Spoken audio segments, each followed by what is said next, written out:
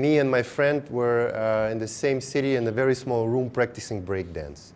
And that's what I actually do, or did. And by that time, I was already dancing for a decade. I already had lots of students. I did some battles. I won and lost some things.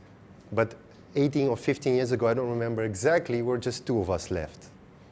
I have to realize that I wanted to become an oncologist. I was studying at Design Academy, and I was feeling a big necessity to do something about this lonely dancer's life. At that point, I was following mostly what parents say. You know, you have to study, get a degree, find a job. Nobody would ever think that breaking could make money. I would still advise not to do it, though. No, I'm lying. I'm lying. So we decided, let's do it ourselves.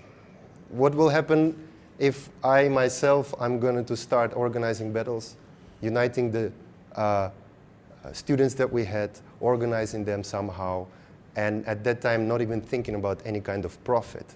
It all just stumbled on it. Profits was not important. What was important is just I didn't want this dance to die, and with that my passion. Because probably I would finish becoming a designer or oncologist, but not being able to dance like I always did, because there was almost nobody to dance with. And I must point out that there was no YouTube before. Now this problem doesn't exist because there's all kinds of videos.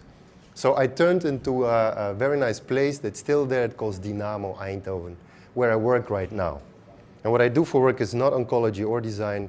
I'm creating communities. What I didn't realize is that everything I did, I inspired some kids. I inspired my students to go to battles, even though they studied. I inspired them to win. But I also said, me and my crew, let's organize a battle because there's nothing for them. Otherwise, they have to go to Rotterdam or Berlin, which is a little bit tough for 14 years old. And I inspired them as well to organize them. I also inspired my students of the first generation to teach, because I didn't want to teach anymore. I couldn't teach. Because once you do all those things, you realize you become better at that. Realize the simple formula: inspire, learn, work. Before even I knew what happened, I was already working. And before I knew what happened, I was already get paid, because when I said I finished my study, the government said, André, we like your work so much, we'll pay you for that. I said, sure, why not? And it was, that was 10 years ago. What happens then? The only thing me and my colleagues realized that what do you need to foster a community is to give them a little space. So I used to dance, I used to battle, and now I just battle the keyboards in writing all kinds of subsidies, because I want other communities, other dancers, other freestyle footballers, other spoken word artists to have a little space. And this is the part of inspiration.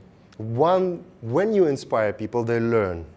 When they start learning, they realize once you have become a decent dancer, I'll just use my example in breaking, that you can teach. And once you teach, we can pay you a little bit of money. And the students pay their loans. Once you can do a little bit of teaching, you can do a little bit of organizing. And I'll give them a little budget to organize an event. When it comes to working, making money is not that important.